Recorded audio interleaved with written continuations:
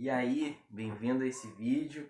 Nesse vídeo, então, o que eu vou estar fazendo? Eu vou estar respondendo algumas perguntas que eu encontrei lá no subreddit Linux Questions e também no subreddit Linux for Noobs, tá? Esses dois subreddits, então, são para as pessoas perguntarem sobre sistemas Linux, né? E questões relacionadas a isso.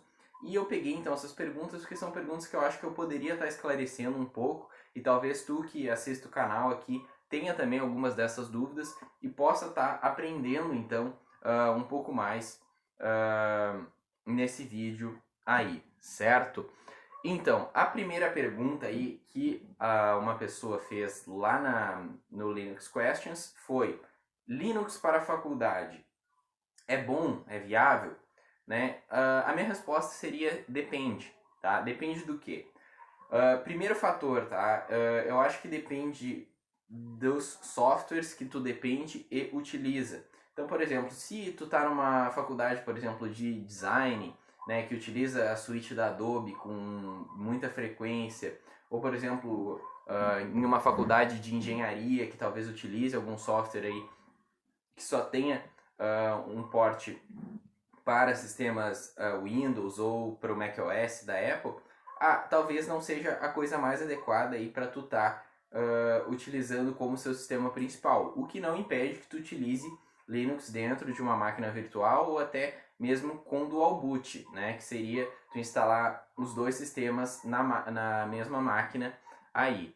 Né? Mas eu acho que sim, se realmente a tua graduação aí, a tua faculdade, ela não depende de nenhum software em específico, acho que sim, é um ótimo sistema aí, porque ele se mostra bastante estável, né, seguro, e acho que tu vai estar conseguindo fazer a maioria das suas tarefas diárias dentro de uma distribuição Linux com muita facilidade, e diria até que com mais facilidade que esses outros alternativas proprietárias aí te oferecem, tá? Depois que tu tiver passado por esse período de adaptação aí, porque tem ferramentas muito poderosas, tá? A segunda pergunta é: Linux precisa mais RAM do que os outros sistemas operacionais? Né? Aí eu acho que creio que aquele sujeito estava falando sobre o Windows, né, e macOS. Então, eu diria que não. Aí em relação à minha experiência, tá, que eu tive com o Windows no passado, eu lembro que eu utilizava em idle, tá? Então, assim, quando eu ligava o computador, o meu uso de memória RAM era 2.2 GB, tá? Dos meus 8 GB. Hoje em dia, né, nesse mesmo computador, que é essa máquina que está aqui atrás, tá?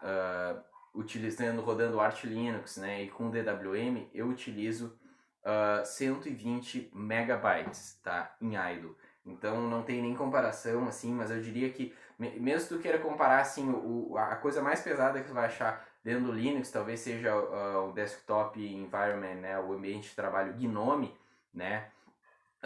Ele vai estar gastando em torno de 1.1, 1.2, talvez, giga em idle, tá? Então, dentro da minha experiência, o uso de memória RAM dentro de distribuições Linux é bem menor e o uso de recursos em geral também, né? O uso de processador, entre outras partes aí do teu computador, é bem menor do que nessas outras alternativas proprietárias, tá? Uma outra pergunta também que surgiu aí foi em relação à distribuição e desktop environment, né? Distribuição e ambiente de área de trabalho. Qual que é a diferença? O que, que é uma distribuição? O que, que é um ambiente de área de trabalho, né? Esse ambiente gráfico, tá? Uma distribuição, então, ela é composta por diversos componentes. Então, uma distribuição vai ter um kernel, que geralmente vai ser, né, o kernel Linux, né, em alguma das suas versões. Vai ter os drivers, então, embutidos dentro desse kernel, né, que é esse núcleo do sistema, esse kernel. Vai ter, por exemplo, cada distribuição vai ter um gerenciador de pacotes, né, diferentes. Então, pode, por exemplo, Debian, Ubuntu, Linux Mint. Essas distribuições utilizam o gerenciador de pacotes apt, né? Distribuição Arch, o Arch Linux, o Manjaro vão estar utilizando o Pacman como gerenciador de pacotes, o Gentoo vai estar usando o Emerged, né? O Fedora, o CentOS vai estar utilizando o DNF, OpenSUSE vai estar utilizando o Zyper, etc. Tá? Então, uma distribuição ela é formada por esses fatores, um kernel, os drivers dentro desse kernel, os gerenciadores de pacotes e também muitas vezes um ambiente gráfico. Né? Então, o ambiente gráfico ele está embutido dentro de uma distribuição ou não. Né? Por exemplo, o Arch Linux, uma instalação limpa do Arch Linux, não vai ter nenhum ambiente gráfico ali instalado, né, por padrão. Mas né? O que é o ambiente gráfico? Então, o ambiente gráfico ele é um conjunto de programas, tá? Basicamente. Então, um ambiente gráfico vai ter um gerenciador de janelas, ele vai ter um gerenciador de arquivos, aí, por exemplo, no ambiente KDE vai ter o Dolphin, aí dentro do Cinnamon tem o Nemo, né? Dentro do Gnome tem o Nautilus, né? Vai ter programas de configurações, então, por exemplo, pode já ter uma integração com algum gerenciador de energia ali da tua bateria do teu laptop, ou talvez alguma configuração já de monitor, de display. Então tudo isso um ambiente gráfico vai estar te facilitando, tá? Então vocês podem ver meu vídeo aí de ambientes gráficos contra, né, um Window Manager dentro daquele meu vídeo lá sobre instalação mínima do Arch Linux. E então, basicamente, a diferença de uma distribuição é que uma distribuição ela é formada por diversos componentes, então um kernel, né, um núcleo, drivers, gerenciadores de pacote e também um ambiente gráfico. O ambiente gráfico, então, é esse conjunto de programas que vai estar te dando uma experiência para o usuário final ali de o que ele vai ver na tela, como que ele vai interagir com essa distribuição, com esse sistema aí.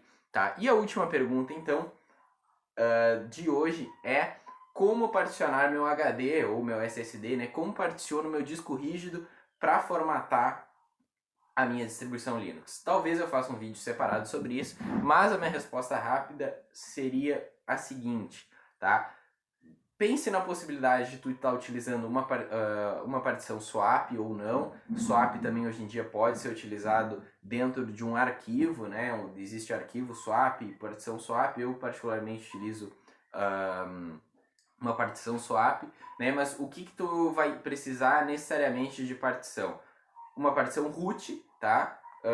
Se tu tá utilizando aí com modo BIOS aí de particionamento, né? O MBR e não o GPT. Se tu estiver utilizando o EFI, tu vai ter que ter uma partição aí de uns 512 MB, 1 GB para a tua partição EFI, talvez bem menos, mas eu gosto de utilizar isso, talvez por precaução até. Recomendo também que se tu queira, tu possa fazer a formatação aí do teu sistema utilizando o /home separado. Por quê? O /home é onde ficam todos os dados aí dos teus usuários, os arquivos então de configuração desses usuários e tudo mais. Então, se tu estiver formatando a tua máquina, tu pode formatar somente a partição root, né, a partição raiz do teu sistema, que é o barra, e deixar o /home, né, que seriam então essas pastas de usuário intactas depois dessa tua formatação. Né? Claro, isso vai de preferência, mas hoje em dia no meu sistema aqui atrás eu tenho uma partição root, né, uma partição raiz, uma partição de swap aí de 16 GB e o resto no meu /home, certo? E tenho também um disco ali que eu utilizo para armazenamento de dados que eu monto, então eu mostrei também no vídeo lá de montar um disco rígido na inicialização com o FSTab, então pode estar acessando isso daí também. Mas o vídeo de hoje acho que era isso, tá? Deu para responder essas 4 perguntinhas aí, dando minha opinião, tá? Então fique à vontade para discordar, pode comentar aí embaixo o que tu acha em relação a esses pontos, né, de Linux para faculdade, se Linux precisa de mais RAM do que o Windows, macOS ou não, né, o que é a diferença de uma distribuição e um ambiente gráfico e como particionar o seu HD quando vai formatar com uma distribuição Linux, certo? Então, o vídeo de hoje eu fico por aqui, tá? Espero que tu tenha curtido. Se inscreve no canal e se não for inscrito para estar recebendo os próximos vídeos e nos vemos no próximo vídeo. Até mais!